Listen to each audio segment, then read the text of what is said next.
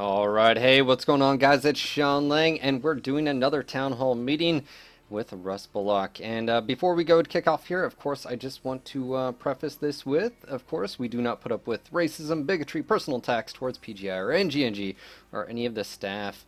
And again, keep the questions coming. We've got Brandon here. We've already got 9 pages of questions from pre. So, anyways, if you have a question for Russ in so topics mine, we're going with community warfare for primary. If you have something else other than community warfare, go ahead and post it, and we'll make Brandon put that in the notes, and we'll try to get to him as much as possible. And of course, this is probably going to go on for a few hours, granted. But anyways, I just want to do a quick introduction. What's going on, Russ? How are you? Doing great. Glad to do another one of these. All right, so let's go and kick it off because we got plenty of questions. I know you're busy, so let's go ahead and jump in here.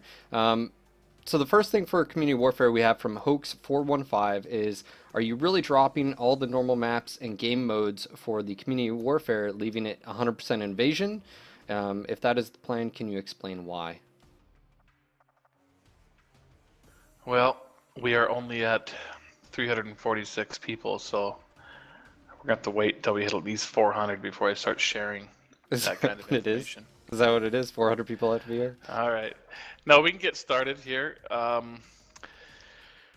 Well, I guess the best way for me to answer that is, as I usually do, it kind of breaks into a fairly long explanation because um, the short answer is it has a lot to do with the way community warfare has evolved recently, especially over the last several months, as I guess you can look at it as feature creep. It's a combination of desire from the development team internally to make community warfare phase 2, which is the meat and potatoes of community warfare, to be as robust as we could manage to make it.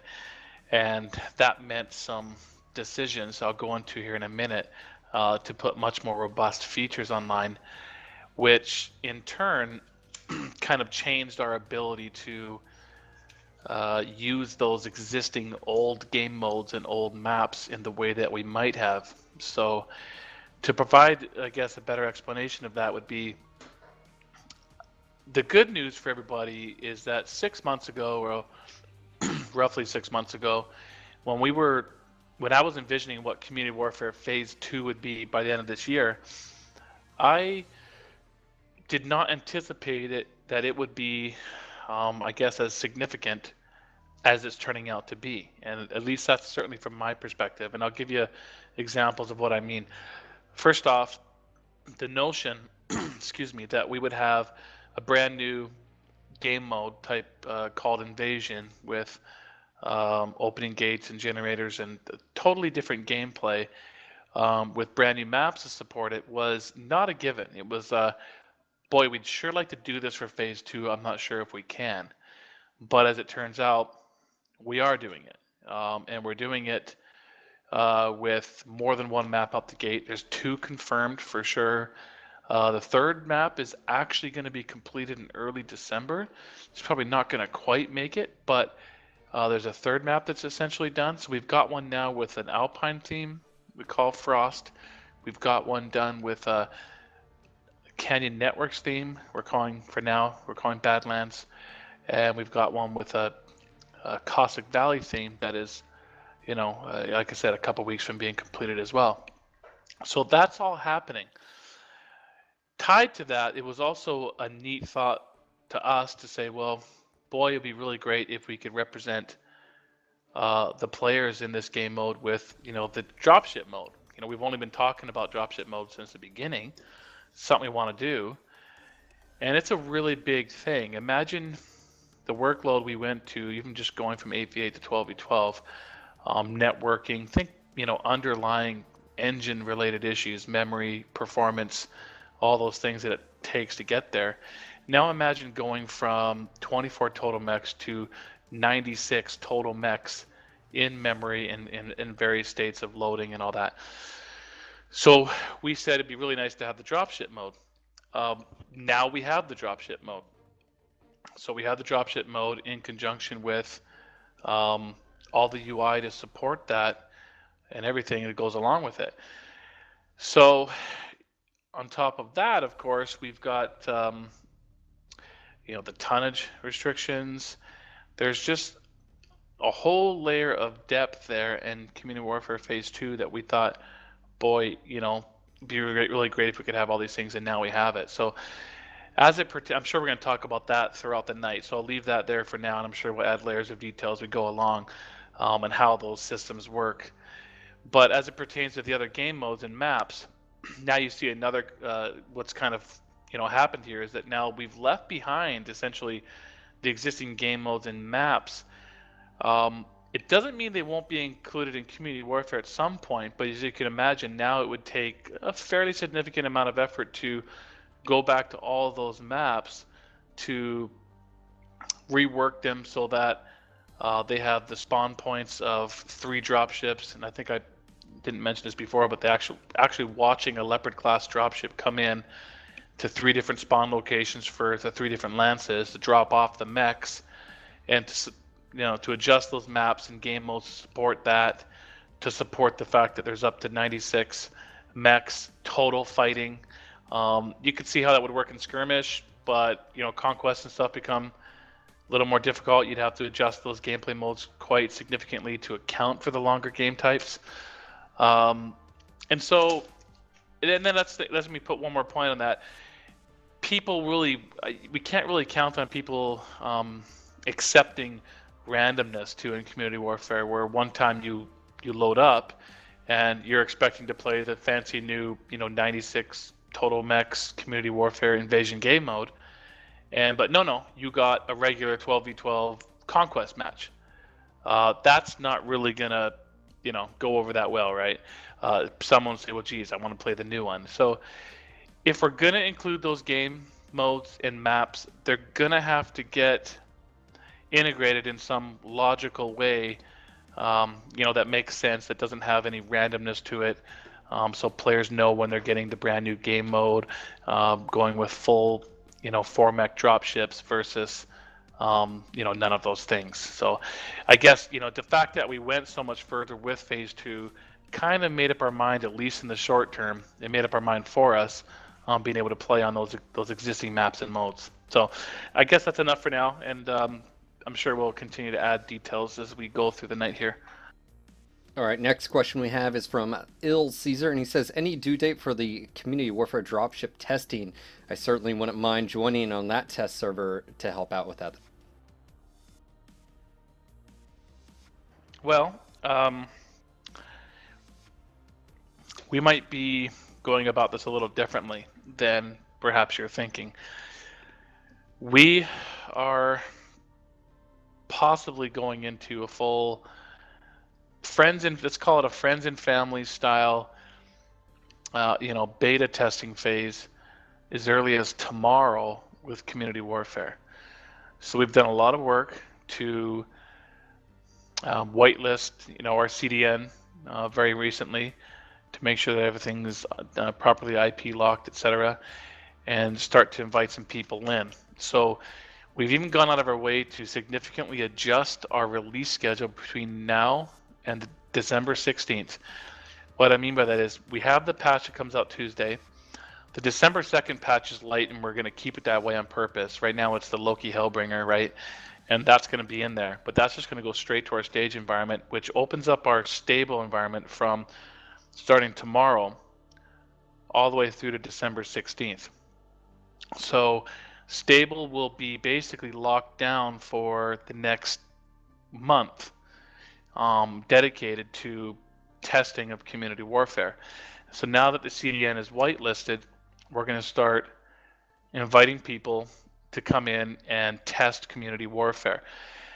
I'm not even sure exactly how that's going to happen, the testing process. The inviting process, I should say. We've got the squirrels that everyone knows about now. There's a select few of them. They're obviously already in. But we need to probably invite a couple hundred more in order to do this test properly, where we can get, let's say, for instance, we do a quick test of Lao versus Davian, and we need at least, 1 planet per side of the border kicking off matches at a decent rate. So got to have probably at least 50 people participating actively, which means you probably need to invite at least a few hundred people into community warfare. So that's the direction we're heading. So to answer your question of, when's the dropship testing going to happen? I don't think it's going to happen in quite the way maybe you're expecting. It's not going to be our usual, here's a public test, and away we go. This is a really big feature. In fact, well, at some time here tonight, I'll do a little side speech about, holy shit, there's a lot of work left to do, and we're the busiest people over the next month. But we want to go for it. Yeah, I'll leave it at that for now. We're going to probably touch on that a lot tonight. It's really important to us. But does that answer your question? I hope. I'm sure with all the other questions, it'll definitely fill in the gaps if there is some. So let's go ahead and move on to the next we have. Jody Von Jedi says, as only a house faction member, at what frequency can I expect alerts to be able to participate in community warfare? Is it reasonable to think that I can contribute to the defense of a contested planet as just a faction member, or am I fooling myself into thinking I don't have to join a unit?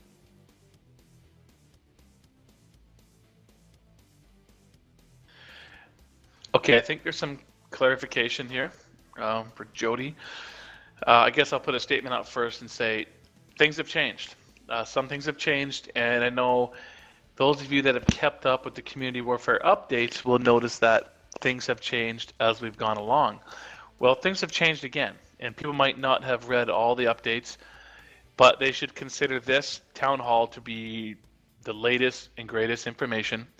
And basically, if it conflicts with anything of the, if it conflicts with anything of the past from the website, you should take this information to be the latest and overrides any of that such. So I think the answer is yes. You can expect to reasonably contribute. And one of the misconceptions I think you have there is that you can only participate in the defense of a contested planet. Well, that's not the case. Community warfare is very open. You may go into community warfare. You can zoom in on a planet, and for your faction, so let's say you belong to House Lao. So you zoom in to your area on the map, and you see that there's a planet in Davian space you can attack, and there's a planet in your space that Davian can attack. And you can decide what to do. There might be call to arms to defend your space against Davian. There could also be call to arms to attack the space inside of Davian. And you can also just go in there now. So you could go to that planet inside of Davian space, open up the information on that planet, accept a contract to attack that planet for your house, House Lao, and you're put into a queue of players. And once there's 12 players available, and that might be you as a solo player and another solo player, and then let's say a group of 10 from a particular unit, you'll fill up the attacking side. Davian will fill it up in a similar way, and you'll attack that Davian planet. So essentially, you can exist in community warfare full time, and you don't need to wait for the call to arms or you belong to a unit. The advantages of a unit are there. They're clear. There's friends. There's the chatting. There's definitely putting together the bigger groups, which we know is a significant factor in Mech Online. It's very, very powerful to play in a large group. So there's advantages there for groups, but you're not really limited as far as how you participate in the battles of both attacking and defending of planets in the inner sphere. All right, another question we have for community warfare is from the Six String Samurai. And he says, I saw in an earlier post about community warfare that you're going time zones for map battles. Is there any hope of that being changed as it locks a number of players out of it and due to real life, very, very inconvenient for, I suspect, most to participate? What I would like to see is something more based on clock and static. Is that possible at some point? Yeah, actually, this is another piece of changed information. There is no longer attack windows in in community warfare. It's open. It's open all the time. So that's pretty much the answer right there. Now I'll give you some, I guess, some explanation as to why we were thinking about the attack windows before, and maybe, why we decided to get rid of them. Essentially, we don't know for sure how many players are going to show up to play Community Warfare. Will 10% of the player base play it? Will 50%? There's a few different considerations. You got a certain number of players playing the game, and you've got a public queue, which kind of requires a certain amount of players to have the matchmaker, perform to a certain degree, and then you also need enough players in Community Warfare for things to, I guess, flow nicely, especially when you have 10 different factions and up to 20 planets being contested. So we thought, well, out the gate, maybe we have the battle window. So at our very peak moments in population, we're able to make sure that at those moments, people playing Community Warfare. So, we can afford to take a bunch out of them, out of the total population, and there's enough for both aspects of MechWarrior to function nicely. But, there's definitely some overriding aspects like, you coach soccer for your kid every night at a certain time, and you miss it. It's gone. You can't play Community Warfare, and that's a big deal to us. And then the other aspect was, some people just want to, exist in this new game mode, and I think we certainly want to encourage that. It's a game changer for us. So we've opened it up completely, and there's still some concerns of will there be areas in the community, in the map of the Innersphere that are less populated. People are less interested in those particular areas, and there's possibly automatic victories happening because there's not defenders showing up. So those will remain to be concerns, and we'll be watching and kind of seeing how that plays out. We'll probably try to implement some sort of, I guess, gating mechanism on exactly how often you can come up with an automatic win. But out the gate, there'll be no restrictions. Play at any time, and I guess the gating aspect out the gate will be that you have to put in probably somewhere between 5 and 10 minutes in the lobby waiting for defenders to show up. And if they don't, you get an automatic victory. So there'll be some commitment of time there to make that happen. And then, of course, with the planet, you can only take over up to 11 zones. And then if you do that all in the first few hours of the day's planet period, there's enough time for defenders to show up later, perhaps. So, some of these things we're just not going to know until we get going and we have real data. So I guess the big piece of information there that most of you are probably pleased to hear is that there's no lockout timers or any battle windows. It's available to everybody all the time. Awesome. And confirmation, Six String Samurai says you answered fully, and he appreciates it. Let's go and move on to the next question.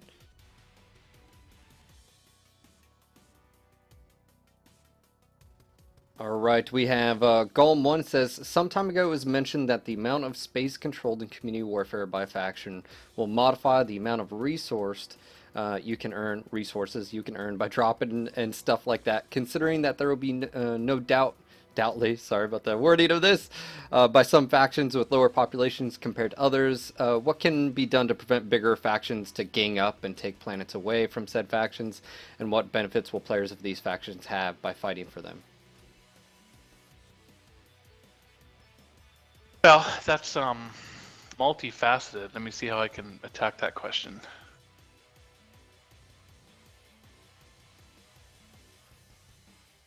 Well, I mean, I guess first off,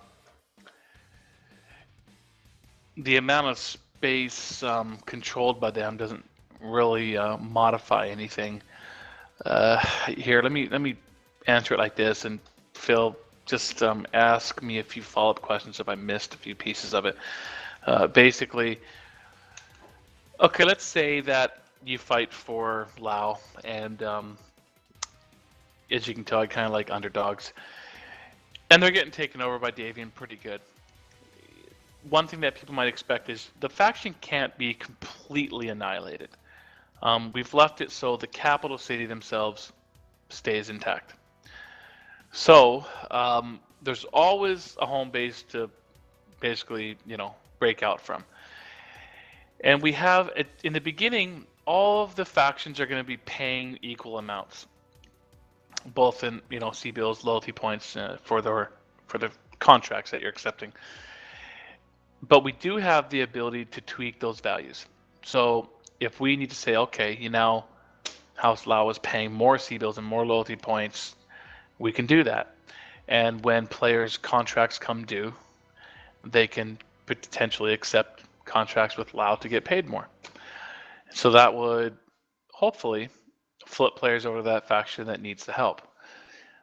Quick side note, I'll say that the distribution of players in the units is actually pretty good. I was looking at that just earlier today. I was quite impressed with it. So there's certainly the bigger ones, but there's really no faction that is less than 1,000 players or so. So that's pretty cool, I thought. So there's that. Is that cover it, you think, Phil? Or? Yeah, I think that's a good answer. I mean, I think you'll be able to touch on a little bit more as we move down. But yeah.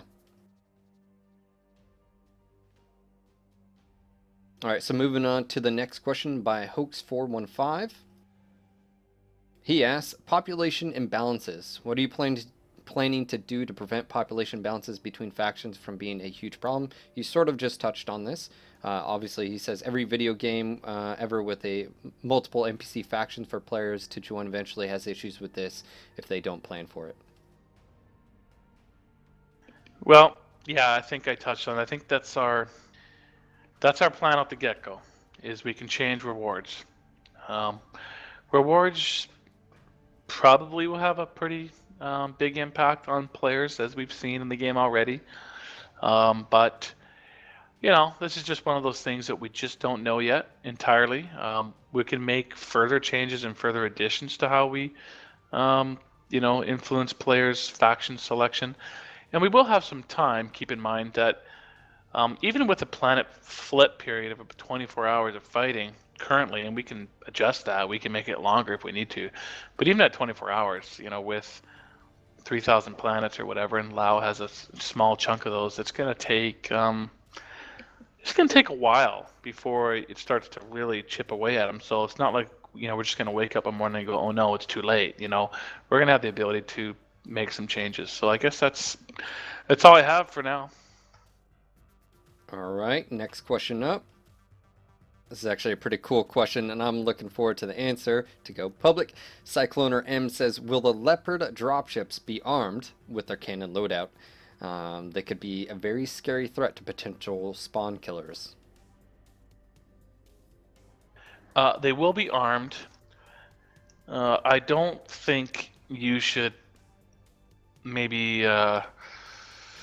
I don't know, I have to double check on this tomorrow, but don't necessarily think of them are they going to be loaded with their stock loadout?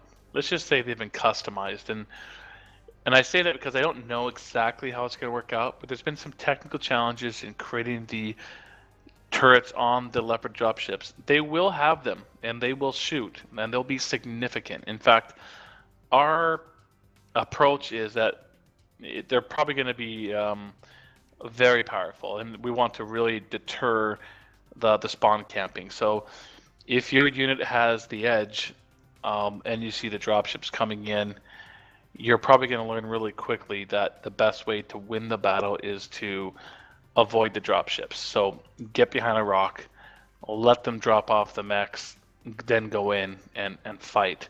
You're not going to want to get out there and let the other team get lots of free damage on you from their dropships. So they're going to shoot you. So as far as their cannon loadouts, I can't confirm that it's going to be cannon loadouts, but it's going to be weapons that we can get to work well, in our game, in the technology of flying in and everything they have to do to look cool, but also to get the weapons to actually function nicely and perform and actually damage mechs. It's going to restrict us a little bit probably, but they're going to shoot people. You're not going to want to let the team get a lot of free damage on you from their dropships. All right, next question we have is by Rokin, and he says, would it be possible to separate community warfare and competitive play by letting players join a faction and join a Solaris 7 stable as well?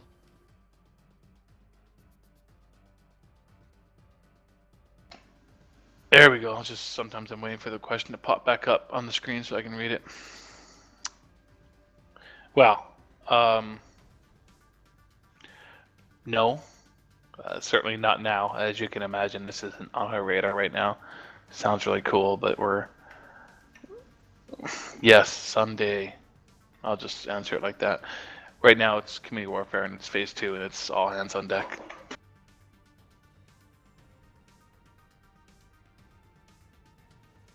All right, next question. I'll have it up on the screen in just a second. Basically, it's from Ironhawk, and he says, some of us with larger, units and standings, we have hardcore clanners and inner sphere players. Has there been any thought to, how disruptive that might be for a unit? Obviously, them having to choose one side or the other, and if they have, factions of both sides inside. And have you guys thought about possibly letting them use mechs tech? Or at least some of them can use clan tech while others can use clan tech. We've given it lots of thought, and that's why we've made some of the design decisions that we have. There was most of the thought around the seasons aspect and all that came from that notion. We've got customers that spent real money on both, but there are limitations, and that's where the contract lengths 1, 2, 4 permanent. That's how that came about, and that's how you can make your faction changing. And so there are limitations, and there are the answer though ultimately is going to be no, as far as there'll never come a time where you have a Timberwolf next to a Hunchback 4-house Davian. Now, before anyone jumps on me, later in the timeline, much later, is it possible that the clan technology starts to get integrated into Innersphere mechs? Yes, of course. Is it possible that there's salvage where you actually are running a Timberwolf on the other side? I don't know that for sure yet. Maybe, but I think it's really important, of course, that we have the separation of faction. That they look different, play different, feel different, and we actually have clan versus inner sphere. We're trying to simulate the clan invasion here, right? I don't want to do anything that just waters that effect down. It's clans versus the inner sphere. So that's how it's going to be in the beginning. As far as a unit's concerned, you're going to have to choose between one of the 6 inner sphere factions and one of the 4 clan factions. Now, the mercs are mercs and all that, but ultimately they have to work for somebody. And so as a merc unit, you're going to take on some work with Kurita, etc., and you're going to take on work with this house and that house. And so we're allowing players to change factions, and that allowed us to get rid of the seasonal aspect that people dislike. So I think that was good. Yes, you could be changing factions from Davian to Wolf, and I'm sure there's Clan Wolf, and there's plenty of players that say that's weird, right? I don't like that. Clanners don't take on mercenaries, etc. I understand that. I know that.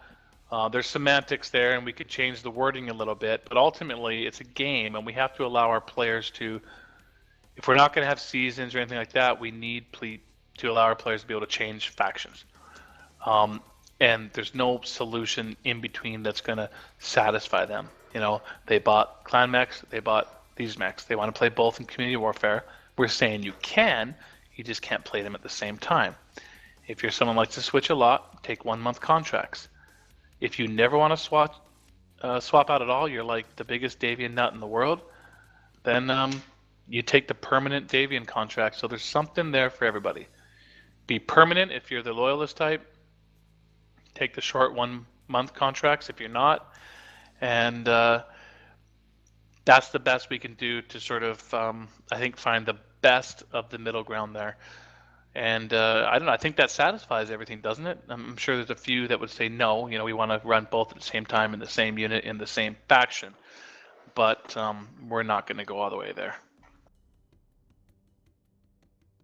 All right, next question up, we have Thomas Merrick, and he says, one of the big questions I have for the future post Phase 2 of Community Warfare is the concept of attrition.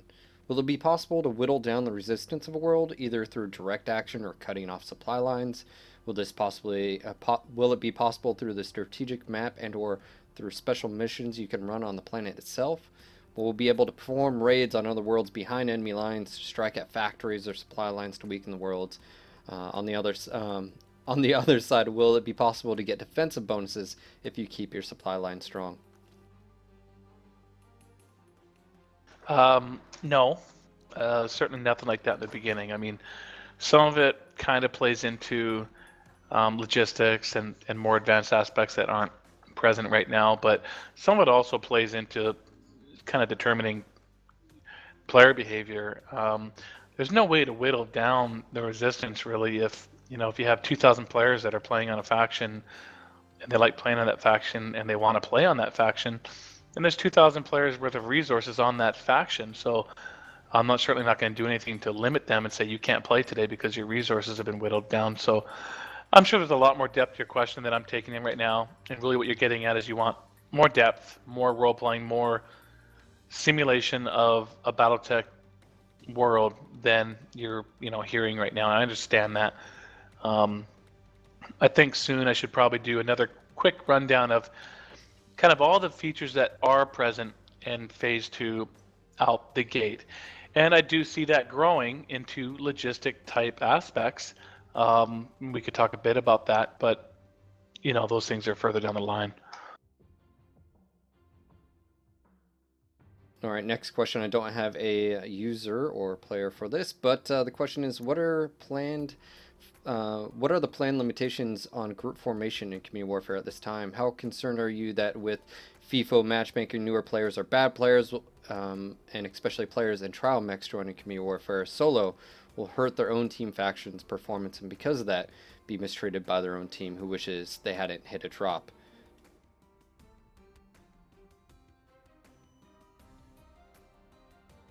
Yeah, that's an extremely tough question. There's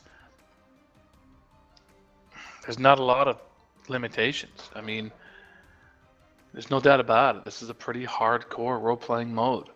It's going to be potentially a pretty tough place if you're just a solo player. And I think, I say that with a grain of salt because there's some that are going to, maybe most are going to absolutely love it. But there's going to be some that are going to feel like they're not part of a unit and things like that. And, bigger units are going to contain a lot more power. But trust me, I think you can see the difficulty in this situation. I mean, most of our hardcore BattleTech MechWarrior lovers, they want, the size of their unit, the size of their groups, the power of their unit. You can just hear them, we're House Steiner or whatever. And they want to go out there, and if they're a big unit with 200 members that actively play, they put together some big groups, they want to see the rewards of that on the map of the inner sphere. They want to see their, unit tag next to 30 planets along the border. We have to be able to reward that. We have to be really careful of saying, let's put a whole bunch of restrictions in to make it much easier for the solo pug player to come in and join Community Warfare and not feel like they're getting worked over. We'll always be thinking about that. We want the player experience to be enjoyable for everybody, but if it comes down to it, frankly, we've got solo queue in the public area that we keep very friendly, and that's why I'm very adverse to many ideas that come out about put groups of 2 or 3 in the solo queue. Solo queue is for solo players, and it should be very safe that way. Group queue, and in particular Community Warfare, we don't know until we start playing it for sure, but it's potentially more hostile. I mean, there just really isn't a way for us under the current design, which we've taken a mandate from the players that said, hey, we don't want to be restricted. We all want to participate in Community Warfare. I shouldn't have to be a part of a unit to participate in Community Warfare. I shouldn't have to be in a 12-man to participate in Community Warfare. I should be able to be in a group of any size, in a unit of any size, and even a solo player, and participate in Community Warfare. So if we take all those directives from the player base and say we're including everybody in Community Warfare, there's trade-offs, just like we've learned with our group queue of having groups of any sizes and whatnot. There are trade-offs by allowing everyone to come in. Think of something like World of Tanks with their, clan wars. Well, they restrict it to all they ever fight is groups of, 15 against other groups of 15. Take any tank you want against any other group of tanks you want and any strategy you want. You can't just jump in there as a solo player or just a group of two from the public area, etc. So we're letting everybody come in, everybody, and we're supporting that. So that comes with trade-offs, and that does mean that large, highly skilled groups and huge units that can house, like I say, hundreds of players, and they have many dozens online at any given moment that can form full groups of 12. They are going to win, and they're going to take over planets. So it's going to take other similar sized units to stop them. And we can do our best to encourage the spread of our big units and our players through reward systems to balance itself out. You as a solo player, I'm sure that especially the better players are gonna do fine in there, and they're gonna do well. We definitely are looking to putting VoIP in. It's on the table still. Battle wheels to try and help that, but I don't know. As you can tell, it's a subject that I'm concerned about. Of course, it's very concerning. But it's you can't have everything, and it's kind of the spot we're at now with allowing everybody to come in like this. It's not gonna feel exactly the same, for the solo guy coming in as it is for the guy who belongs to the big 200 unit house that has all these players online and putting together big groups. It's not going to feel the same.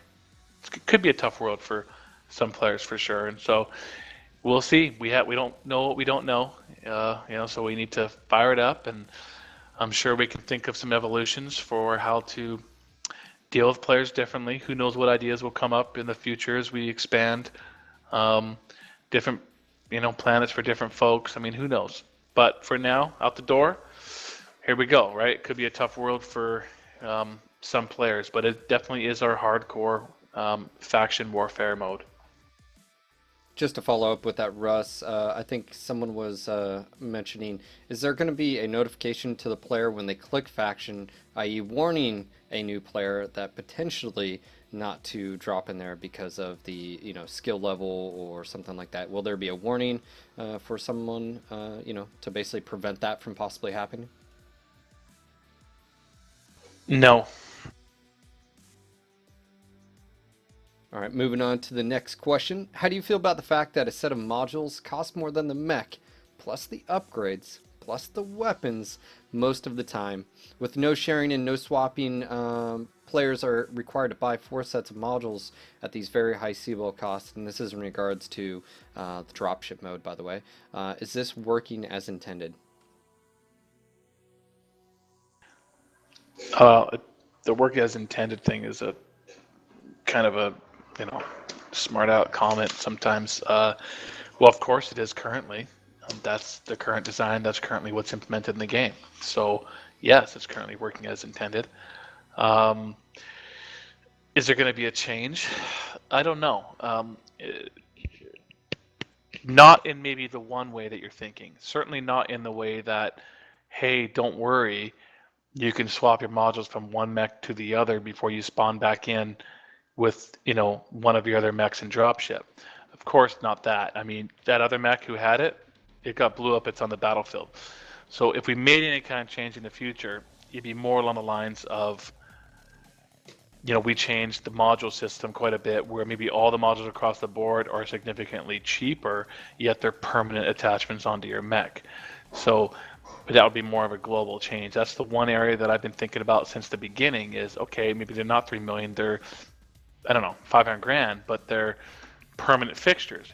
You can't get them off unless you destroy them and or maybe use MC to get them off, and that's pretty much a rip from the way World Tanks does their equipment stuff. So that's the other way to go about it. We didn't go that way. We didn't say they're permanent. You can move them and put them anywhere you want, but they're a lot more money. So it's kind of one or the other, and it's a player preference thing. I'm sure we have players that would vote for both aspects, but right now they are what they are, and no, you won't be able to switch them from one of your destroyed mech on the battlefield to your next mech before you drop in.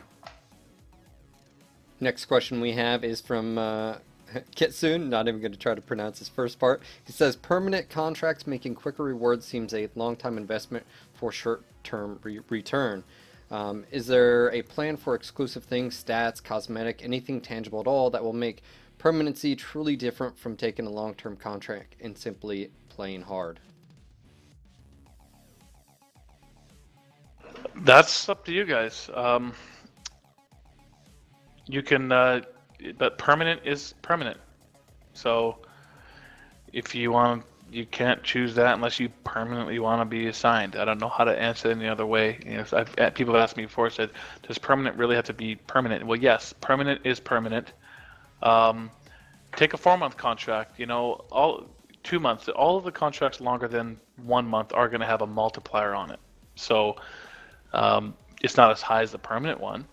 But honestly, the permanent option only exists because we knew when we created the new design of the contracts, there would be players that say, you know, this is lame because we're House Davian and we're never going to be anything but House Davian. So why do we have to take on contracts? Well, you don't have to. There you go.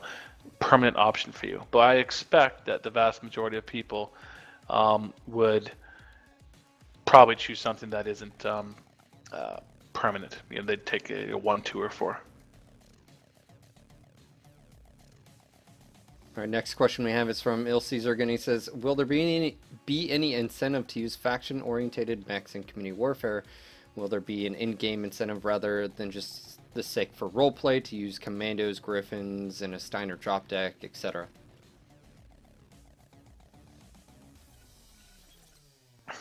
Well, certainly not. As we've mentioned multiple times, Community Warfare Phase 2 launch is about, when it comes to technology, it's about Innisphere versus the clans. There are so many mechs that cross over, as you know. When we had those faction sales, there were so many mechs that were actually on sale with multiple factions. So it would be very limiting in order to say that, you know, Lao has to use these ones or gets an advantage with these ones. And I guess ultimately I'll just say, not out the gate. You'll hear that answer a fair bit. It's about Innisphere versus clans. So Innisphere just has to use Innisphere mechs. Clans have to use clan mechs. And we should talk about, you know, the loyalty point section here tonight. I know it's a very hot topic, and I'll express, you know, what players can expect to see out the gate and how that will grow over time. All right, I'll line up one of those questions in just a moment. But meanwhile, next question we have is from Cruiser, and he says, wouldn't it make sense if community warfare was only first-person view only? After all, it's hardcore RP mode of MWO. I'm sorry, can you repeat that one? Basically, he's asking if community warfare is going to be first-person only, considering it's supposed to be the hardcore mode. I don't really, honestly, I don't really care at this point if it's first person only. He's the first person to bring that up. I'm under the impression that almost nobody cares anymore about the first person versus third person thing, because no one plays third person anyhow. So, is there really a reason to do that? Or is it just to satisfy, like, I don't know, some other, I guess, reasoning? But sorry, I don't have a better answer for that now. I guess, does it make sense? Sure it does. I'll answer it that way. That makes good sense. All right, next question we have is from the Moobster, and he says, I'm concerned the community warfare loyalty rewards really aren't all that special. A few skins and such. A bit cool, but could be better. How about unique geometry for mechs, new unique variants for certain factions, etc.? Make the factions more than just a different colors of the same thing. Yeah, those are all really great ideas. Absolutely, would love to see a lot of that stuff. Maybe I should get into community or the loyalty points now. There's no doubt that the you know, loyalty point system is, you know, it's going to be underutilized out the gate. But there's so much room there to grow. Out the gate, everyone's going to get their, you know, the loyalty points essentially. Basically, if you had bought a Phoenix package, you know, we have all that data for when you piloted those mechs and whatnot, and you're going to end up then end up with more loyalty points instead of starting at 0, whatever you might start out at. Most people are going to start out somewhere between level 1 and 3, let's say, and there's 20 levels. So there's a lot of growth there. And out the gate, there won't be a ton day one as far as what player can do with it. We have the titles, which I know is, right now is not very interesting because they just show up in the forums, but you'll hear more about this as we get close, but we've committed to making sure that just, within 1 to 2 months after Community Warfare comes out, that we will get the titles displaying in game. So you can set them in the options or somewhere, in your faction area, and you'll actually see the titles show up in the game. So that's a start. There'll be other rewards, just like kind of mundane things, of course. And then there will, of course, be, there's a, we'll be able to add to it there's the, the decal system upcoming. Don't have a release date for that yet, but it shouldn't be too long afterwards. The work's essentially done. I just need the UI time. So you can imagine there would be some options for us there to put some decals in there, unlocking some of the levels. And I guess I just state this, why decals, and as you'll notice, I am kind of steering clear away from skins at the moment. There's a couple reasons for that. One is, we're already kind of including and selling faction-based skins with some of the latest mech packs, right? So that's part of the reason. The other part of the reason, though, is that skin work is immense. And the reason it's immense is if I create, let's say, again, I'll go with Lao, of course, right? A Lao skin for a level 5 captain. I'm just making this stuff up right now. Problem is, that skin has to work on every single inner sphere mech that there is, right? Every single one. And every skin that we create has to work on every single mech. So that's why the skins are sort of like, I don't just throw those out there easy. I'm sure skins will become a part of it, but I know we can do titles because, as you can imagine, the title renders in the game. So it's, it's global. It's a global thing. Same goes with the decal. There are locations where the decals are present. And so once I earn a decal, it doesn't matter what mech I take out, I'll always be able to put that same decal on it. So it's much easier from the development standpoint. And then we go from there. So out the gate, the loyalty point system will kind of take on a look of an achievement system where, and I admit, we're taking advantage of that programming and code work done on the achievement system to allow us to actually have a loyalty point ladder system available when Community Warfare Phase 2 launches. Otherwise, it would have been probably not possible for us to have it at the same time. So you will be able to see your loyalty points, and you will be able to see them grow per battle, and you will be able to see yourself unlock up to 20 different levels in your faction, etc. So that's how it'll be present. So it'll all be there. You'll be able to see it all. You'll be able to see your progress in unlocking the various levels, and you'll be able to unlock some content with those levels. And then obviously there's no end to how much we can grow that system in the future. We might be able to put a lot of the things that you guys want in there, like meaning maybe it'll be fairly easy for us to say you hit level 5 with a faction, then now there is a 5% discount on all of the Lao associated things, mechs, etc. Level 10, it's a higher discount. So I think a lot of things that you guys want, we will be able to integrate over time within this. And if we introduce something to say level 5 and you're already at level 7, then you'll still retroactively get the things that we add to level 5. So we'll be able to inject those added aspects. So even if the system takes on a lot more depth after you've passed those levels, you'll still be able to get those rewards. So I don't think the loyalty points are, I would call those fairly, minimal upon initial launch, but they should be able to grow quickly.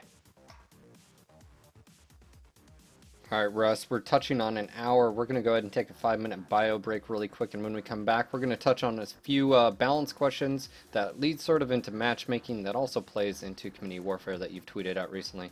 So, guys, when we come back, again, we're going to continue on with your questions. If you have any questions, make sure to post them and we'll grab them off there. We have over 10 pages. Actually, I think it's 11 pages of questions so far. So when we come back, we'll continue on where we left off. All right, guys, stay tuned.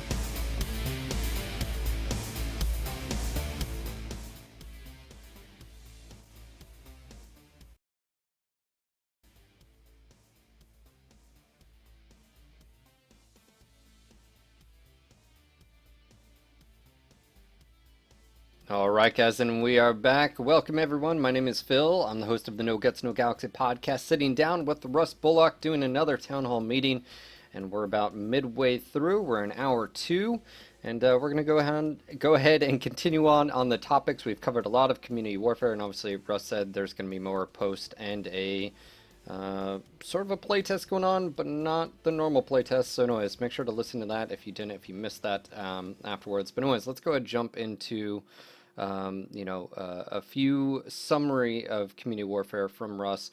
Russ, specifically, I know you want to talk about community warfare. I know a lot of people want to see it. Can you just sort of walk us through? Because I think that's what a lot of people want, right? Is they want that experience. Like, what do you mean? What's my, when I log into the game, what's going to happen? That sort of thing. What are we going to be able to do as a, faction or a clan or, a unit? What about a merc? So I think that's what they're wanting. Yeah, well, let's try to give it a full summary here. Just go ahead and ask me some questions too if I missed a piece or something. Basically, let's go through the player experience of what will actually be in community warfare, and it's kind of phase 1 and phase 2. Player comes in, right? You already know you can create a unit, join a unit. When community warfare launches, you will all be mercs. Essentially, it's just our way of resetting everyone's faction and saying, okay, now that community warfare is starting, go ahead and choose, because we have the different lengths. There won't be any seasons or anything as far as we know. And I'll put that caveat out there. We don't know what we don't know, meaning in a beta situation, in testing this game, will we find out that we do need to, clear something, reset something? We don't know for sure. But the notion is that there's no seasons or anything. It's just a persistent thing from day one and carries on indefinitely. So with that in mind, and players would want to change factions at various moments in time to take advantage of other technology or play with other friends, experience other types of mechs and technology and game modes, play the underdog, play the winning team. Lots of reasons to do things. So now there's contract lengths. You can choose out the door, we're going with 1 month, 2 months, 4 months, and permanent. So still, even a month is somewhat long, as you might say, and that's by design. It's not like we're going to have someone fighting for one planet half the day and then flipping over to fight for the other side. It's got to be, a pretty big decision to take on what factions you want. So choose your faction, then come into community warfare. Now, if you're a solo player, I explained that a little bit earlier. There's no real restrictions there. You've chosen your faction as well. You've taken on a contract. So now that you've chosen to be with House Loud, you can go down to their area of space, defend the planets that people are attacking, attack planets on the other side of your borders as well. And each time you take on one of those attack or defend, you've taken on a contract. So in that contract, it'll be clear as to what you'll get. So your overall rewards are your in-game rewards. We're actively trying to balance right now to make sure it all makes sense and works, so that your rewards, for kills, assists, and all that. Loyalty points as you fight as well. So as a loud player in the Davian attacks, you're going to be killing lots of Davian people, so you're getting your loyalty points there as well during the match. And if you win, then of course you get the congrats. Lao pays you what they agreed to pay you, which will be likely, and this is all up for change, but likely also in the form of additional C-bills and additional loyalty points. So that's the experience there. And if you're a unit player, same thing, but you will enter these matches only as unit groups. Units don't mix and match.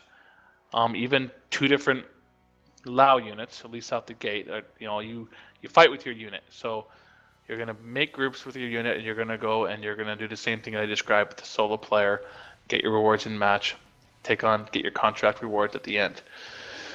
So if you are the best unit and the victorious nature of this 24-hour period and the planet you were attacking in Davian space, you win it and it flips over to Lao space, of course the map of the inner sphere will change to reflect that. And if you were the top performing unit, your unit tag I hope, we're working on this right now, will also be displayed next to the planet name. So you have the planet name, your unit tag right there for everyone to see.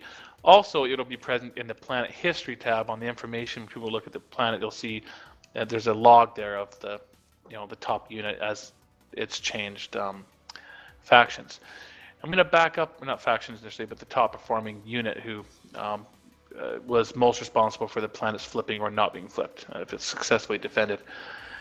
The map of the inner sphere, of course, has been significantly changed, significantly upgraded. It looks much better, even really good, I would suggest. It can only get better from here, but I think you guys are going to really like it. The functionality, the beauty of it is far better. So all that stuff I described and going down and finding your planets and stuff is going to be quite enjoyable. So let's skip some steps though, right? When you go and you accept that contract as a solo player, unit player, you'll be presented with your drop deck, and you have to make sure your drop deck is valid to go in. That is your drop ship. You have each player essentially has, their own Leopard class drop ship. Now, I guess you're sharing those as well, because when you first go into a match, of course, your whole lance is going in a drop ship. So you will make sure that your drop deck conforms to the tonnage restrictions. Out the gate, all the planets are the same. It's going to be 140 to 240 tons. We have the ability to make planets different in the future, like per planet tonnage limits. But 140 to 240, you go into a match. Now, we're going to show that visually on loading into the map. Your drop ship flying in, you're going to see it fly in. You're going to be watching it. There'll be some establishing shots, third person, but then you're in the cockpit being dropped out the belly of the Leopard class dropship, which comes in, VTOL style. You drop down to the ground and away you go. When I die for the first time in the match, you enter the back to the, basically your dropship lobby, and you select the next map or next mech, that you want to spawn in with. And then the dropships, there's a landing zone for one per lance. So Charlie Lance, always the dropship flies to the same spot. So it's on a 30-second timer, and when you get to that dropship lobby, you might see that 5, so you can quickly click your next mech and go in 5 seconds, or you might just miss it and you get a full 30 seconds, but at most a 30-second delay. So you click on a mech, when the time hits 0, the dropship flies in to your lance spot and drops you off. So it might just be you, might be 6 of you at once, depending how many died within the spawn timer. And you get dropped off on your aspect of the map that way. So you go through all 4 mechs, unless they've destroyed the base before you can spawn in with the rest, or you won really quickly. So it's not always that you'll play that. We're testing with a 30-minute timer, and we do not think the matches are going to go 4 times longer. When things start snowballing, it can go quicker. So we have a 30-minute timer we're testing. We'll see how that goes. So that kind of covers dropship mode. The game mode itself, about it. It's destroying generators, opening gates, battling your way up to the base area, and we've changed the base objective. Instead of destroying like a building, it's now a giant, planetary Gauss rifle thing. The explanation is you got to take that giant gun out so that you can land all your dropships there and whatnot. So just a little more interesting. You can see it firing into the air, and it makes it a little bit better. So go and destroy that, or successfully protect it, or destroy all the mechs, etc. So that's, the match has been decided, and you come out, and that will go on for a 24-hour period. That's a very tunable value as well, but for now, 24 hours. And as long as there's like 11 zones, think of it like 10 plus 1 in the middle, and as long as you're past whoever's past the halfway mark, attacking team gets 6 zones on the planet. When the 24-hour stops, it'll flip to you. If the defending team has been able to defend well enough, or even counterattack you back to 5 or less, then they'll retain the planet. So there you go. So that kind of covers the new game mode, the dropship mode, the new map, the inner sphere, all that functionality. I don't think I'm missing too much. Here is a little something for you. Well, when we go out and here's the date that we're pushing for. We're pushing as hard as we can for. Right now, we're like going forward, and it's December 16th. I said the 16th of December patch. I want to release this to the public. We're hoping to go into a stable kind of friends and family beta test environment as soon as tomorrow. We'll have about a month to hammer through this. It's not a lot of time, trust me. I think you realize that. But we want to get this out to you this year, like we said. That's been important to us in 2014, as you know, and the guys were committed to that. I was, even just a few days ago, thinking, maybe we shouldn't. But everybody wants to get this to you guys, so we're pushing hard. So that's the plan. When it does go out December 16th, the Community Warfare tab will almost certainly contain like a beta tag on it. We'll say it's basically Community Warfare, Planetary Conquest is now in beta. And no, that won't mean there won't be any resets. It's not like when it comes out of beta in a few months that all of a sudden things will be reset or anything, you'll lose anything. I don't foresee anything like that. It'll just, once it gets polished up and tightened up and fixed up enough to the point where it's good enough, we'll just take off the beta tag. So, standard course for online games. So that pretty much covers it. Trying to think. I'm not sure if one last thing I can think of is I'm not sure for how long, but upon initial release, December 16th, we probably won't have drop costs. There's some technical limitations and some balancing work that we need to do. So that means that, you're going to be, I guess, making a little bit extra money because you're not going to have to pay for your drops. But those drop costs will come. And so that means your unit coffers, for the time being, you don't need to keep pouring money into them. There probably won't be a drain on the unit coffers on day one. But it's coming. There'll be drop costs. We still want to, we're still pretty excited about having upgradable turrets for planets that are being defended. And there's a few different ways that we see the drop cost coming into play and the drain on your unit coffers. But like I said, you probably don't have to keep taxing your players for the time being. We probably won't be drawing out those unit coffers at the right out the gate. So I saw a question in chat in regards to this, and Cowbell was wondering, what's the incentive for going mercenary or house or clan? Like, what is, especially for the mercenaries out there, what's the incentive for them to be a merc?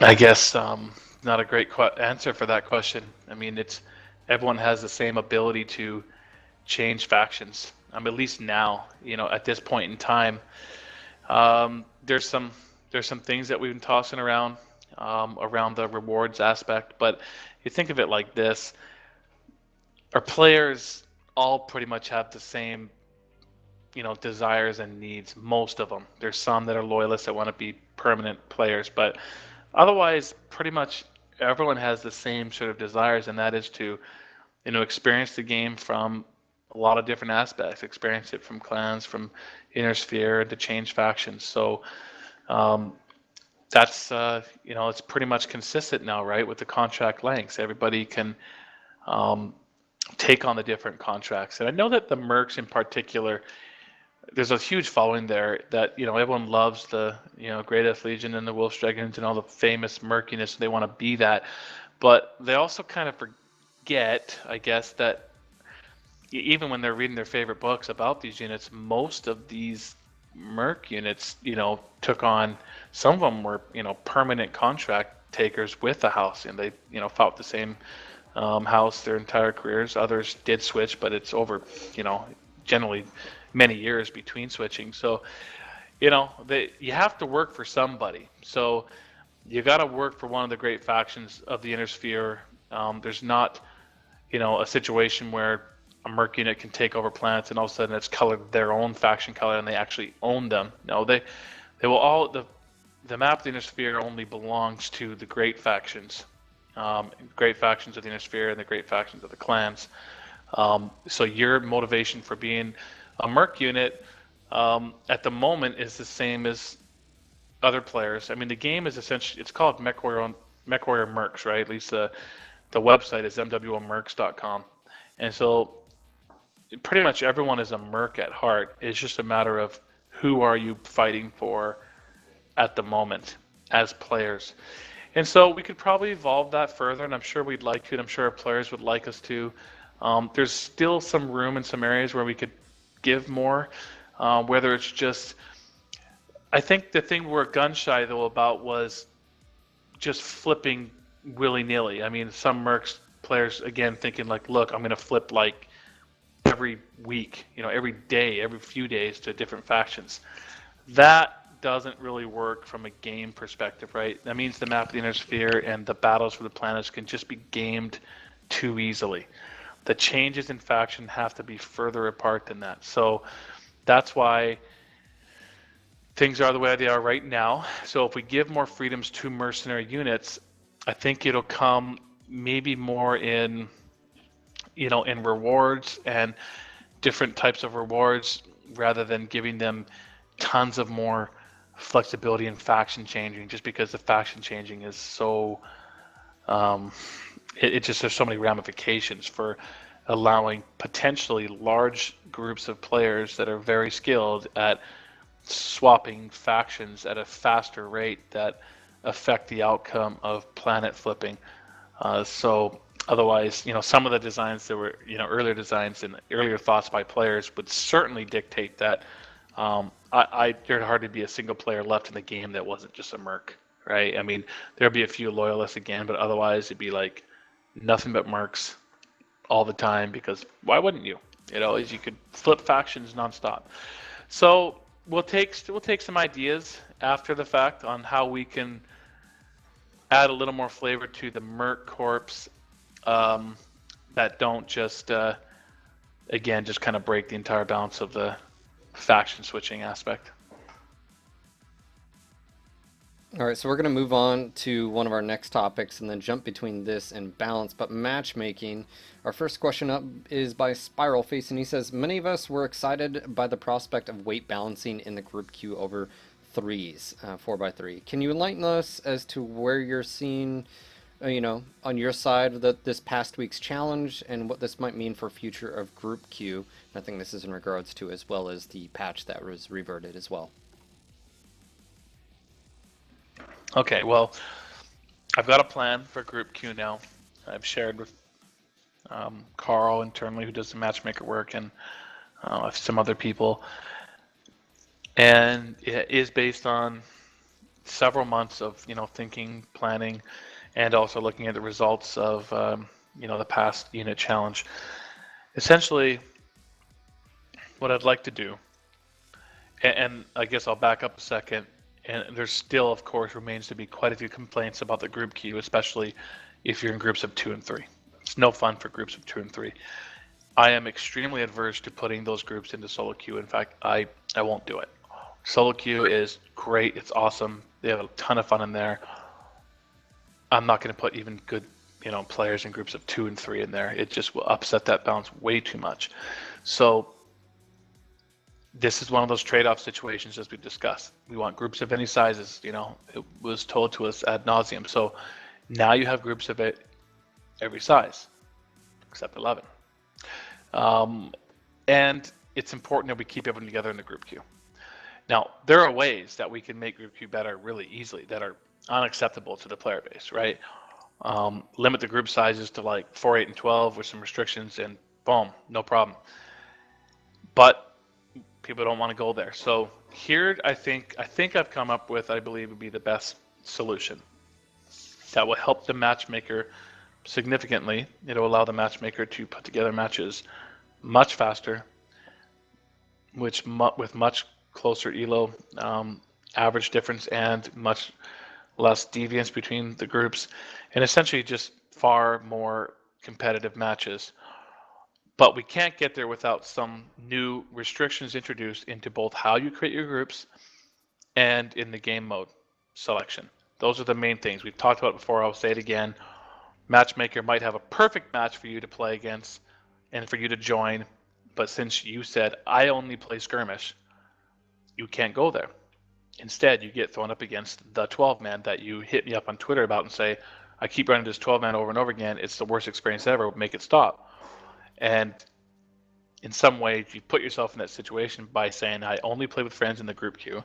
I only play in groups of like 2 or 3, and I only play skirmish.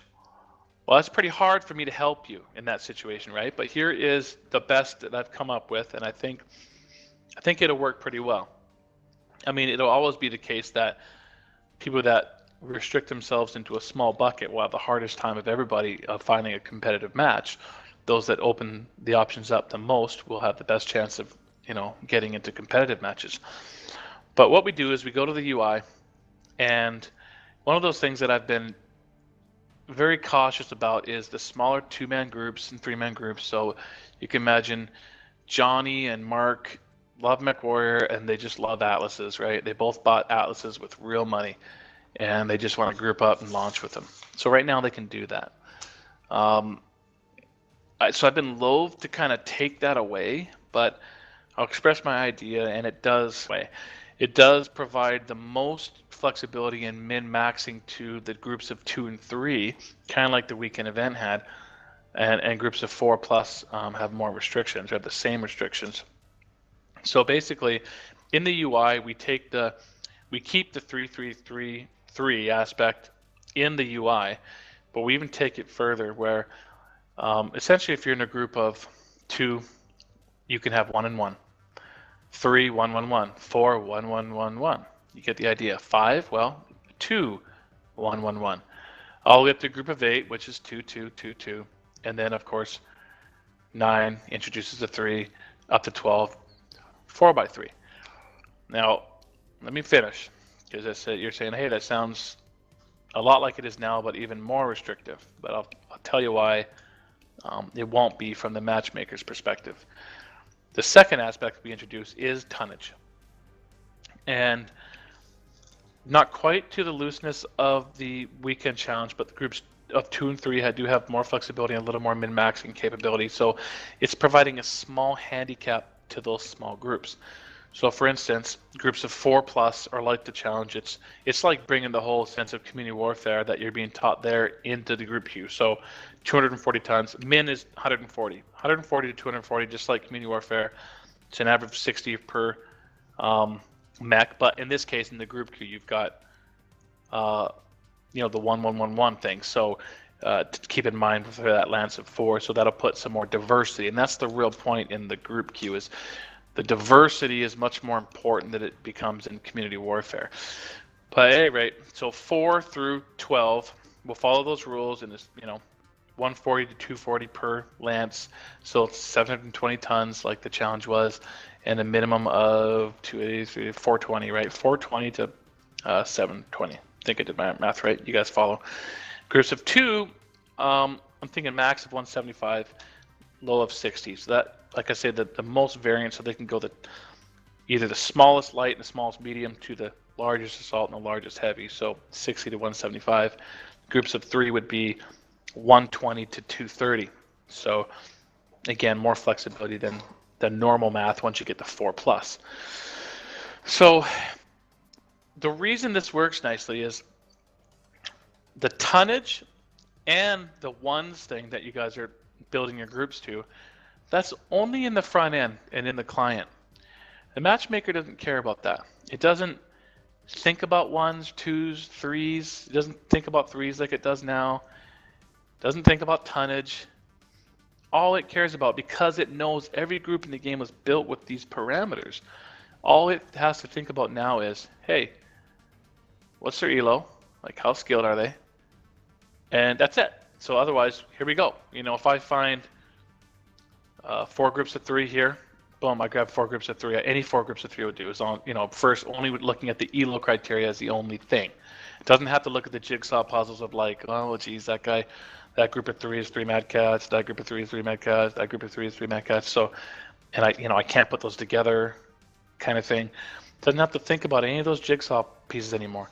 6 groups of 2 here at 1500 elo, great. 6 groups of 2 here at 1500 elo, go. Now the other aspect that I put on top of that is the game mode thing still is a pretty big deal.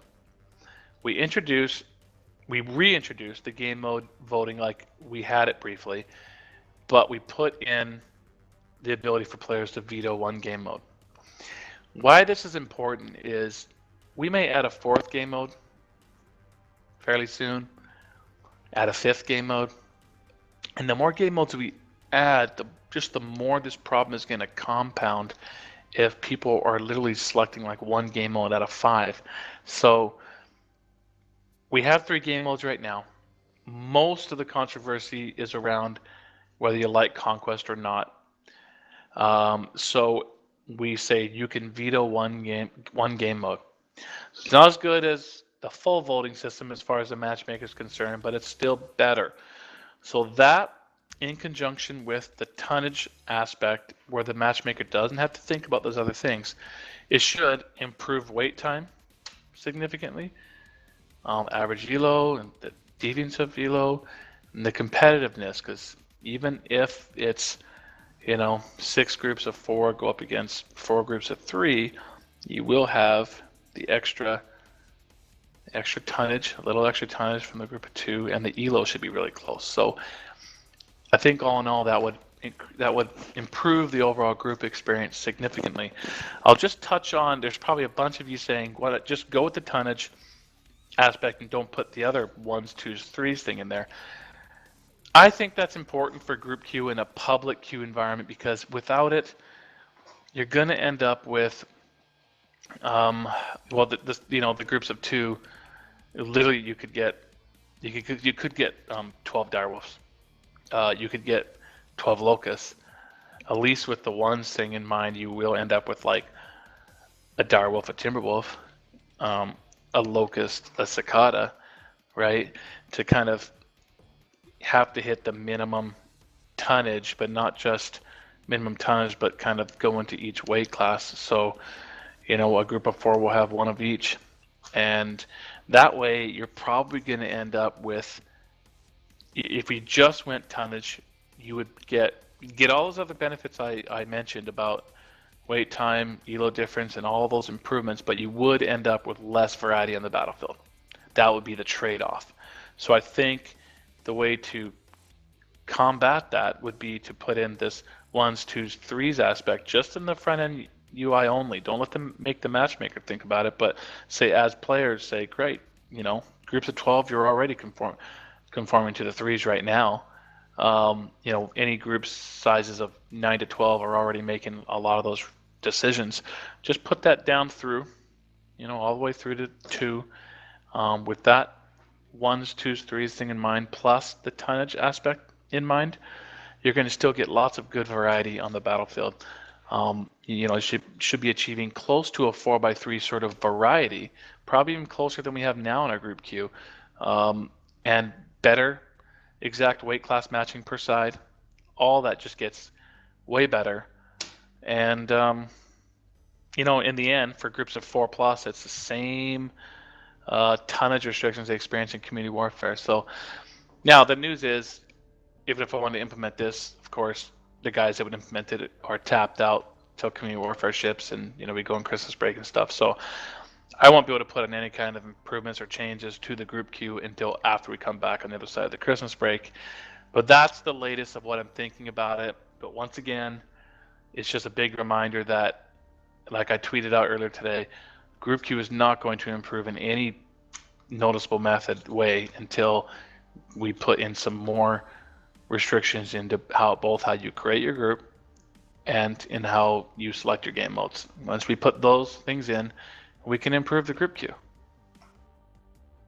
So just to rehash, someone was asking, you're talking about implementing, weight limits for groups, but also having them restricted to a 4x1 or, 1x1. So for instance, if you're in a 2-man, you can have an assault potentially, or 2 heavies, or maybe an assault and a heavy depending on what you take, but it is going to be limited to weight. It wouldn't be 2 heavies then, right? It would be assault and a heavy, or okay, or an assault and a medium. As long as you fit within the tonnage, but you'd have to be 1 and 1 in that case, not.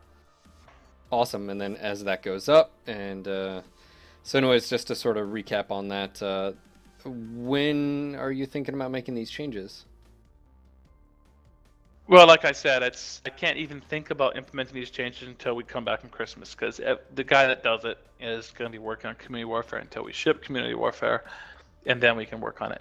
The good news is the stuff I've described, as he put it, Matchmaker does most all this already based on configurables and settings. So actually the bigger work is to adjusting the front end UI so that in your group creation window, we implement the tonnage aspects that we have in other areas of the game, like in the private match screen and like you're going to have in Community Warfare. We just have to integrate that tonnage aspect into the group sizes and integrate the threes thing that you already see in the game, but just put the additional rules of threes, twos, ones down to the end.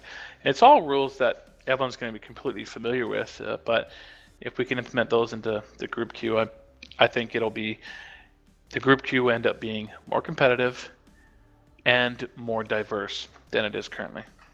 Okay, to sort of touch on that, Russ, someone was mentioning you guys obviously did the rollback, the last change for matchmaking. Obviously, you said in one of your tweets, you said that something's got to give, right? Something, you're getting all this choice, but there's no restrictions, and then obviously you're proposing this. What are your concerns with this proposal? Do you think there will be a lot of player, backlash? But are you sort of firm in saying this has to happen across the board for better matches to occur? Well, it's true that something has to give, because it comes in waves. I get, complaints from the group queue, and Russ, this isn't good enough, fix it.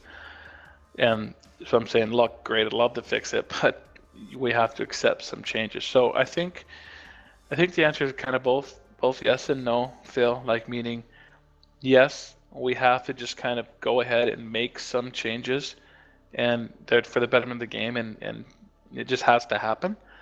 But I think it's not. I mean, it still is. I think with being as mindful as possible from what we know of our players. I mean, there's certain things that the reason this design, became what it is because I'm trying to respect certain boundaries, right? And right now, those boundaries are our players want to play with groups of any size. So an easier fix would have been just say, hey, you just get groups of 4 now, right? Or go 4, 8, 12 or something. That's much easier for us to work with. Believe me, the matchmaker working with groups of 9s and 3s and stuff, it's 7, 5. It makes it way harder. But we're respecting that and saying, okay, groups of any sizes is one of those things that we're trying desperately to keep. We finally gave it to everybody, and I'm not going to throw it away easily. We're going to keep that. We're trying to respect that boundary and say we're going to keep groups of any sizes. Another one is not going to put game mode voting in across the board. People just don't like conquest or they don't like skirmish, So that's kind of another boundary I'm trying to set, but I'm saying, okay, there's a trade-off here, and we all have to accept trade-offs. You want group sizes of any size. You got to work with me a little more on how you create those groups. And you don't like some game modes, you got to work with me and say, I'll let you veto a game mode. Those are some of the trade-offs, but I think it's some of both. It's like, yes, we just have to make some changes for the betterment of the game. We just got to do it. Here we go. But also in trying to live within some and respect a few particular boundaries that players have expressed to us. All right, we're going to go ahead and move on to one of the next questions, and this is actually about balance. And the question is from Sebnidu Adwala, one of our very own NGNG TV streamers. He says, currently jump jets on some mechs have a ridiculously overpowered and broken jump animation. This is triggered by tapping the jump jets repeatedly, and it results in being able to avoid a lot of incoming damage and or spreading damage to multiple components. By far the biggest offenders at the moment are the Timberwolves and Victors. Is PGI aware of these jump jet animations? Is there something that is considered... Is it something that is considered imbalance, and will these obviously offenders be fixed any time in the near future? We have been made aware of the bug. It's something that we need to look at, but everyone has a different idea of what near future means. You already know what I'm going to say. If near future to you means the next month, no, it's not going to be fixed in the near future because there's just no one to work on it. Yeah, it's important. Don't like it. There's a few of those things in that category for me right now. There's that one. There's stacking hitbox, jumping on top of other mechs. A couple things that suck that we need to get to, but it's not going to be in 2014, which is almost over now. But all hands on deck, community warfare. Sorry, that's the way it is right now for me. All right, our next question is by Vera Nova, and he says, time to kill. How about tripling the total HP on every mech? I reckon this game would become much more of a brawl and less of a blob warfare fight if everyone felt survivable. Well, sorry, was the suggestion the double hit points? Is that what it was? I think triple, actually, so. Okay, well, I mean, time to kill. We're still trying to gather some stats. I looked at this today.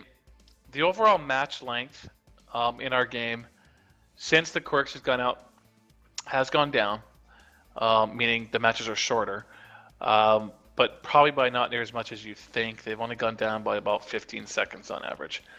And I can't generate time to kill right now. I'm trying to find a way to do that, but our stats really we don't really have an event to track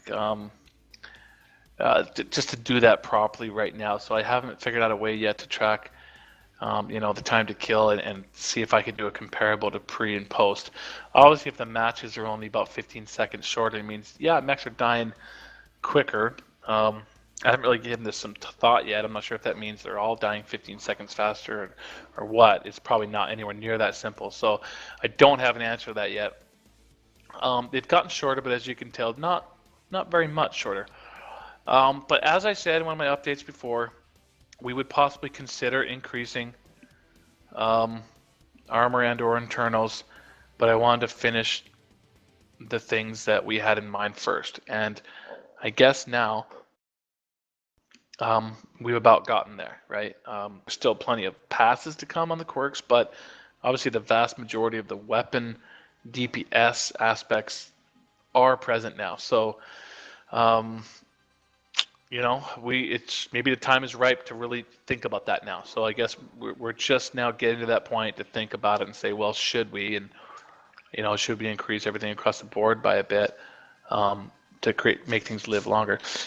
The meta, or whatever you'd say, that's a moving target. It's interesting, right? I mean, it wasn't very long ago that I got nothing but complaints about Sniper Warrior, and it's nothing but PPCs, and now it's nothing but medium pulse lasers and SRMs, how things change.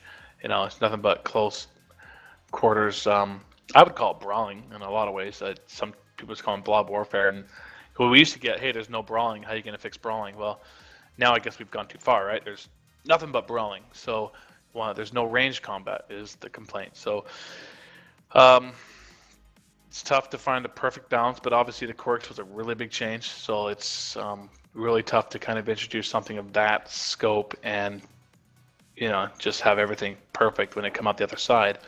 Then it came out fairly well, but we'll have to look at some of the longest range weapons, and I don't know. It's like we're still getting our head wrapped around it. It's still only been like a week, right? A little over a week. So we're here. We're hearing what people are saying, and I guess we'll start looking at that internals and armors and all that kind of stuff now that we've implemented all those other things. All right, next question we have is from Core Knight, and he says, if we get clan hero mechs, and that's actually a question, by the way, will they abide by the Omnipod system, or will they have locked hardpoints? Well, I mean, I think I don't know yet. I don't want to lock myself in, but I can make assumptions. I don't see clan hero mechs, breaking Omnipod rules. I'm sure it'll exist within the system that we've created, which is that the variant is, dictated by the, center torso and head. You don't swap. That's part of what that mech is, and you swap out the other aspects, arms and torsos. So it'll follow the same rules, I'm sure. So it'll come with its own full set of hard points and omnipods, and then I'm sure you'll be allowed to do some swapping after that. But then that's something we have to think about, right? I mean, if it has a 30% SIBO bonus, does it keep it? The entire 30% if the only thing that's the hero mech is the CT. So we don't have some of those answers yet, but I'm sure it'll exist within the rule structure that we've created, and that it'll follow the omnipod system that we have present. So did you confirm that there will be hero mechs eventually, or is that confirmed that you're still thinking about it for clan mechs? I just always assume there would be. I don't really think there's any question there won't be. I always assume that there would be. I just don't know when yet. Roger that. Moving on to the next question. We've got Homer Jr. says, what was the outcome of the community outreach on ECM changes? Well, the outcome was I wanted to do some town halls and get everyone caught up first. And that was obviously my way of also getting everyone caught up and getting my head above water with the IGP switch and everything that we were doing, and moving, doing it all ourselves, getting our own QA department, customer support, the whole bit, and switching things over. And then, of course, it was, the mech packs and pushing for, we're doing all the marketing and pushing for the community warfare launch this fall. So essentially, I am still committed to turning my attention back to that, and I think, as far as I'm concerned, I would suggest we'll continue to do the town halls, but I'm not going to continue to hide behind the town halls. I guess what I mean by that is, I consider this one to kind of be the fulfillment of, hey, let's get everyone caught up and everything. So I will start to turn my attention back to that concept of, talking to the community and dealing with some subjects. I say that very, carefully, because it's extremely hard, as as we all saw, even just on the forums during that brief moment. It's every opinion under the sun on every single subject, on every aspect of every subject. So I can't sit here and say, boy, don't worry, it's not going to be a problem. It's going to be tough, but I'm not just going to let it disappear. Now that I've finished with these series of town halls, or these opening series, I'm going to turn my attention back to that. But let's be realistic at the same time, with it being middle of November and like a month away from when I want to ship community warfare, and then you got the holiday break and everything like that. I don't know how much really gets accomplished on that subject between here and our Christmas break.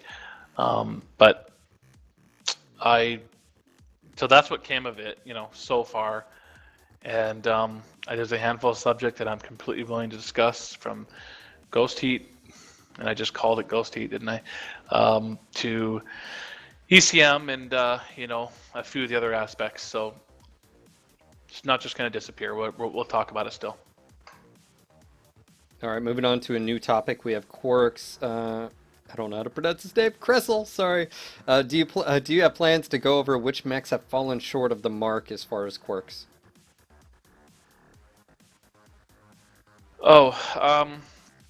Yes. Do we have do we have a list of which ones we want to do? Do you just have plans? Yeah. Yes, it's formulating.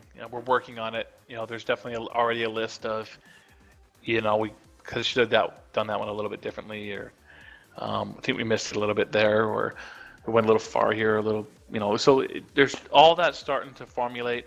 Right now it's kind of caught up in, again, just the push for community warfare, and that if I make any changes to quirks, now it probably has, we'll see, but it probably has to wait to that December 16th build, because right now we're a couple days away from the, this Tuesday, the 18th, is that it? Yeah, Tuesday the 18th patch. Not going to squeeze them in those now.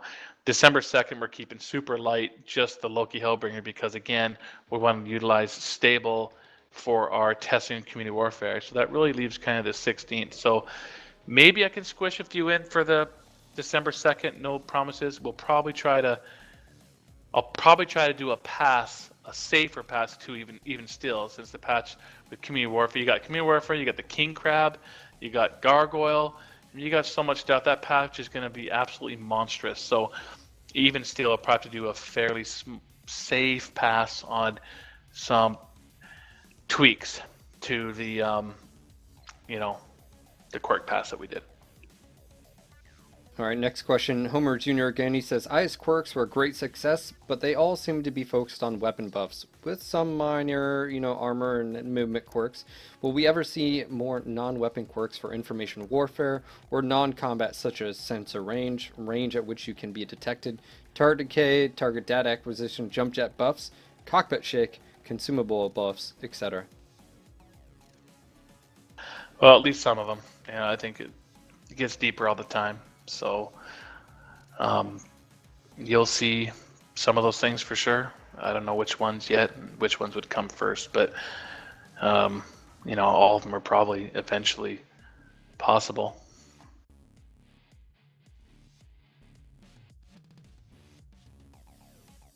All right, next question is we've got a balance question from Sebnito, and he says, the Timberwolf is undoubtedly the most powerful mech in game. I think this mech would have been powerful even if it didn't have the jump jets. The S right torso in particular is used in almost every viable build because it provides the jump jets, plus 2 missile hardpoints for brawling builds, and an energy hardpoint for laser vomit builds, as well as a ballistic. What was the reasoning for adding the S variant? And would removing the S variant ever be considered, maybe even a last resort, to balance the Timberwolf? Do you summarize that one for me, please?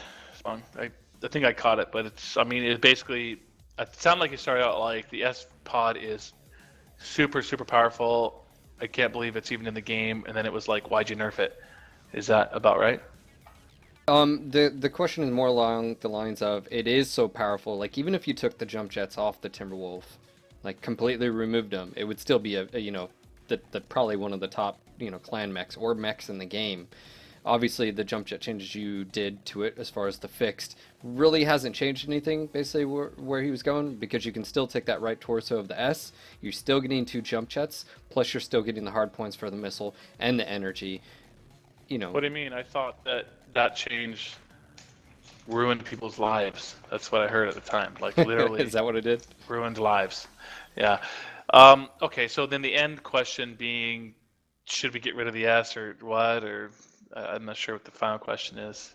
I get it. Yeah, I know the subject pretty well. It's a big subject. It's awesome, powerful mech, and the S variant was insane. And now that I've done the changes, it pissed some people off, but at the same time, I think everyone's realizing that it's still freaking insane. So I get it. I'm caught up.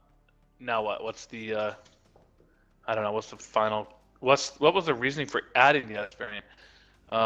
Would removing it ever be considered? No. It's not going to be removed from the game. I sold a lot of Timberwolf S variants to people. I'm not taking it away. Reason for adding it? You just can't see.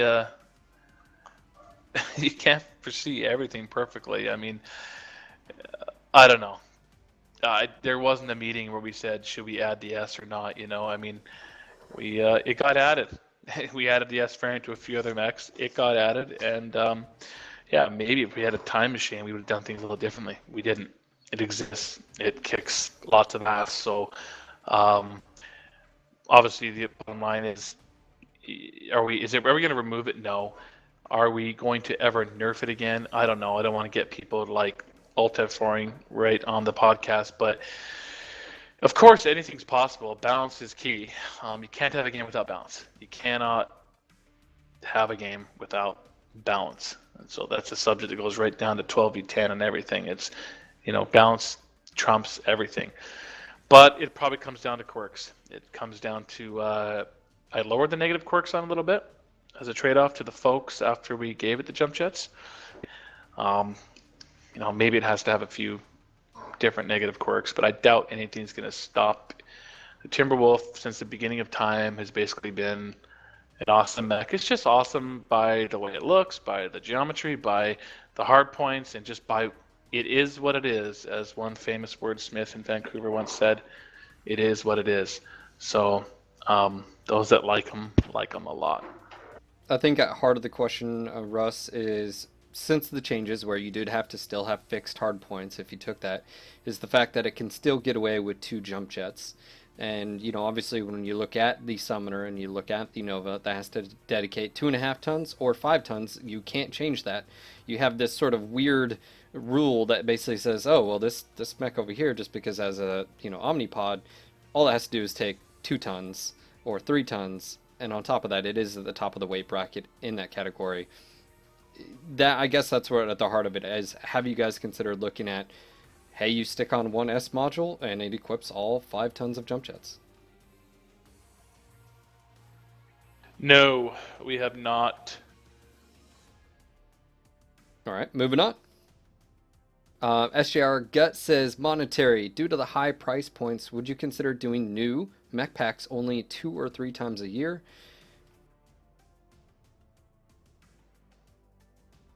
Well, I mean, I would consider all things, and I think that's pretty much the pace we've been on, right? I mean, generally been a couple times a year, so I suppose this was the first year we hit 3, right? We had the Clan Wave 2 and the Resistance pack, so we've had 3 this year. So I think that's pretty much the pace that we're on, actually. All right, and of course, his second question is there a possibility of a well-run, well-marketed tournament with bigger cash, sponsors, and prizes? Yep, I've been wanting to do one of those for the last 4 months. I've even been willing to have a pretty reasonable cash prize for it. The only thing that's stopping me is the fact that, and I think I mentioned this in one of my past podcasts, it's like we haven't had any time to improve, work on the spectating tools, not to any noticeable degree. So if we had another tournament, it would have similar tools to last time. If that's not a problem for everybody, I think there's been some minor improvements too, so there'll be some.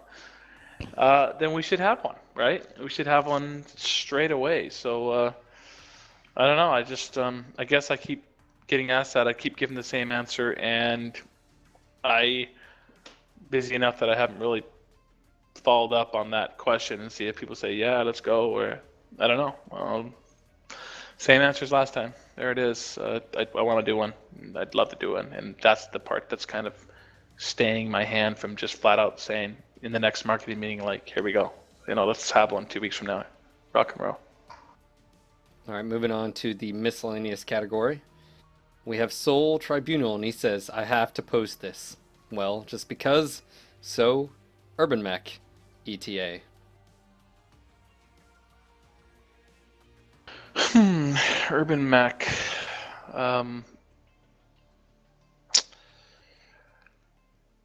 We did some stuff with the UrbanMech recently. That's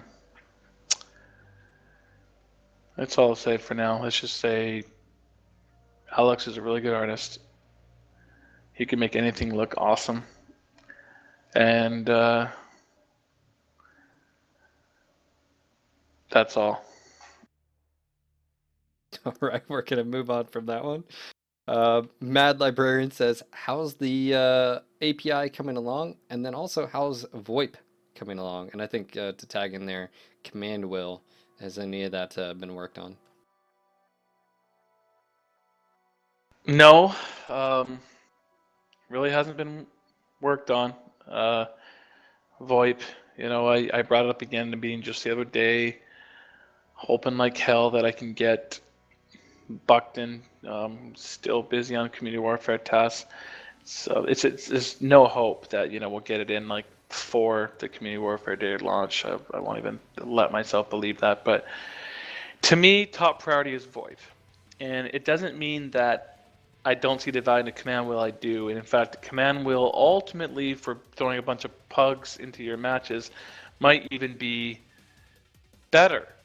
But the command wheel will take more development time from us. It takes significantly more HUD, and UI type of engineers and the whole bit. And Whereas VoIP, I can pretty much get an engineer to put it in, and you just have in the options. You have a key for talking to your team, a key to talking to your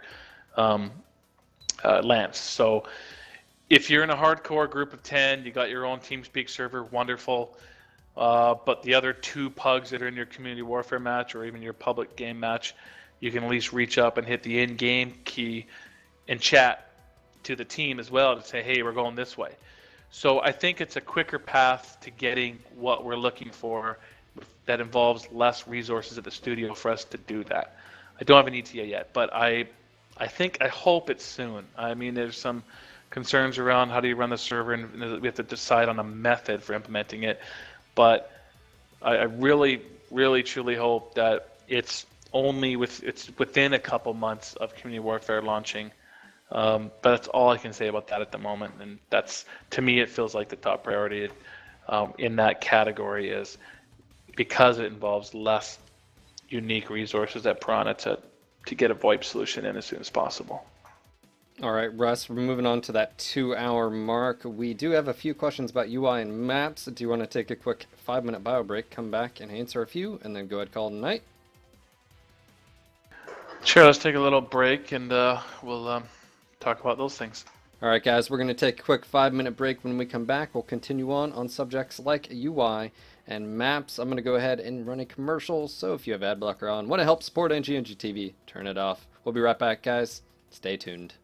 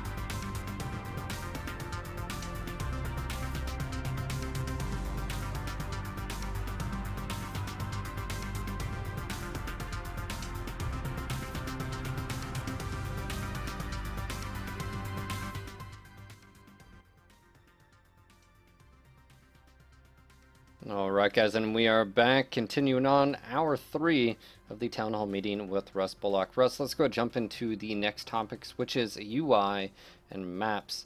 The first question is any plans for global help and other chat tabs in the Mech Lab? Well, I'm going to give this a really quick answer because it's a really big subject, and what I would like to say is we're almost finished, basically a complete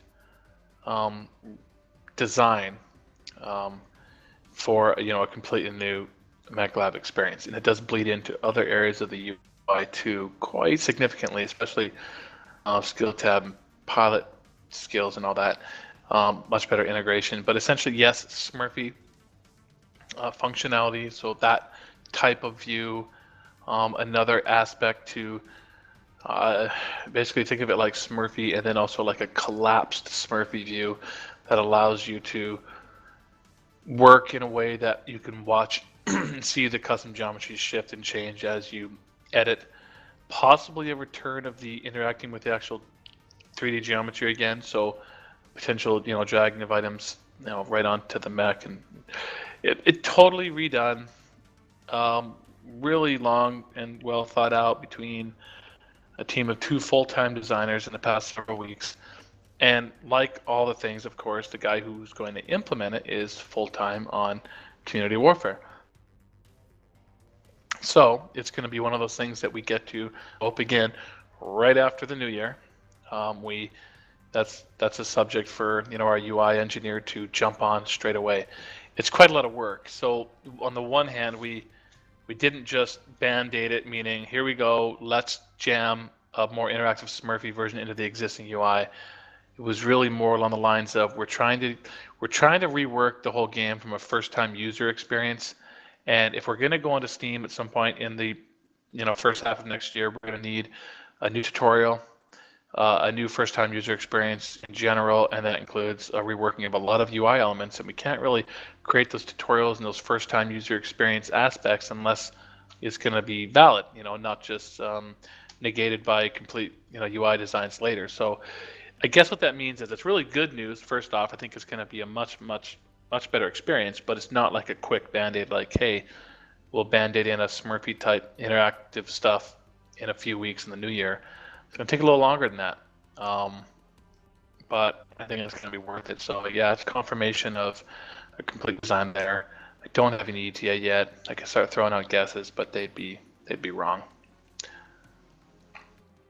All right, this question was proposed UI 3.0 when? Well, I don't know. I'm not calling it that. We could call it that if you wanted.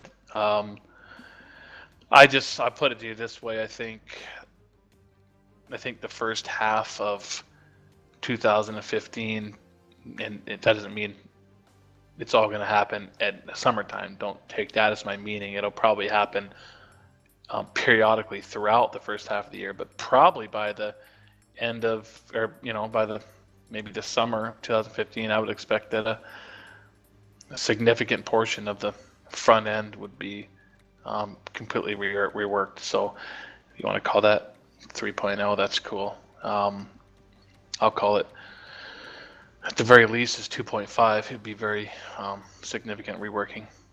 Or you could call it 2.0 finished. I mean, whatever you want. Semantics, but it's going to be wickeder. And I guess what you guys want to know is when we're going to put more improvements into the UI. Well, it's going to start happening. We did quite a bit over the last, for a few months there in this, in the fall, as you know.